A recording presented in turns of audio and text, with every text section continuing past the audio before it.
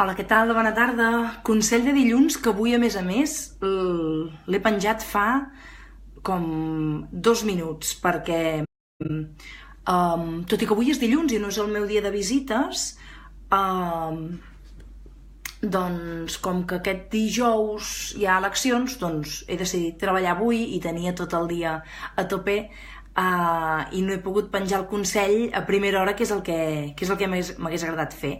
Però aquí el tenim, consell de dilluns que arriba a les 4 de la tarda i Facebook Live que arriba a les 4 de la tarda, o un quart de 5 de la tarda, d'acord?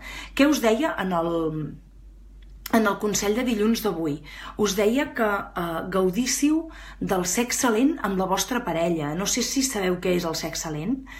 S'ha popularitzat com a slow sex i en parla molta gent. Sabeu que jo us parlo sobretot de temes com sexualitat, temes de parella, que són les meves especialitats, i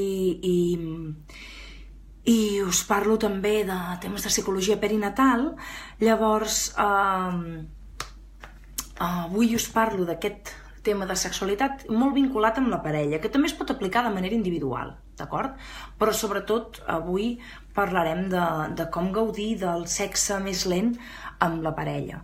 Què ens sol passar? Que estem com molt, com dir-ho, com molt acostumats a tenir sexe ràpid, sexe que no té per què ser de mala qualitat, però sí que és cert que normalment els aquí te pillo, aquí te mato, doncs venen més a gust, sobretot al principi, i que potser amb el temps també podem aprendre a gaudir de la lentitud del sexe, de no només un pim-pam, sinó de portar el sexe més enllà de dos cossos que estan revolcant-se, sinó que també gaudir del poder estar amb la teva parella, de convertir aquest moment de sexe en un moment de més que purament físic, d'algo més que purament físic, sinó que també pugui ser una trobada entre dues persones que decideixen experimentar juntes, gaudir d'una bona estona sense pressa, sense comptar el temps.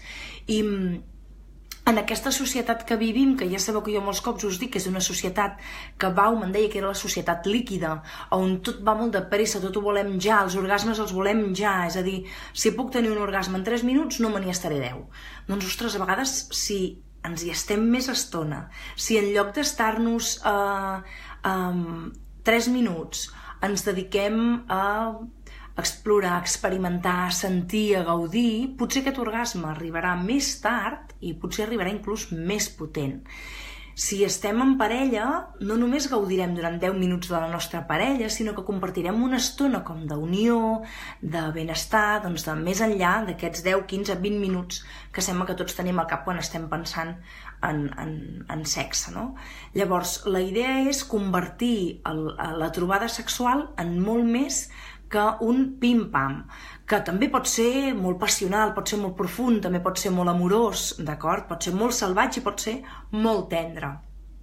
Però de vegades ens val la pena reservar-nos com una estona més llarga on no només estiguem tota l'estona pendents d'una penetració, pendents d'un orgasme, sinó que puguem com gaudir de les sensacions que tot el nostre cos ens pot donar. Tocar-nos l'esquena, tocar-nos la panxa, tocar-nos les cuixes, tocar-nos el cap, tocar-nos els peus, que hi ha gent que li encanta que li toquin els peus, no?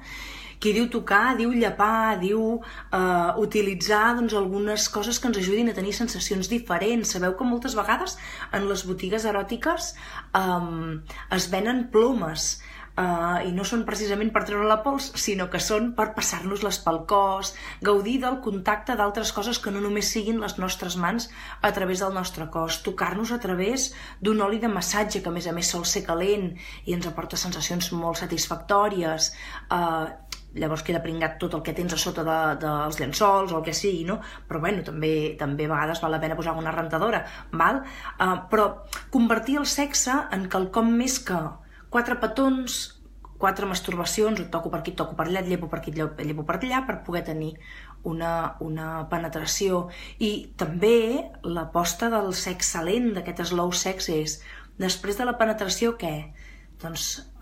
poder mantenir una mica de contacte més enllà de la penetració o de l'orgasme, que no s'acabi tot amb hem orgasmat, ens vestim i apa, adéu, una altra cosa, que a vegades és el que s'ha de fer i a vegades és el temps que tens, et convida a això, però el poder estar una estona després de poder tenir la trobada sexual, que és un moment que sol haver-hi molta unió, molta intimitat, doncs també junts, compartint, parlant, gaudint o senzillament en silenci, d'acord? Per tant, aquesta setmana, i aprofitant que ara s'acosten festes de Nadal i potser algú té algun dia de festa, per tant tindrem una mica més de temps, doncs us proposo alguna sessió de slow sex on no només hi hagi sexe explícit, sinó que també potenciem el tocar-nos, l'augmentar la intimitat, l'anar més enllà d'acabar el sexe i girar-se, sinó que després pugui haver-hi una estona com de complicitat amb la parella, d'acord?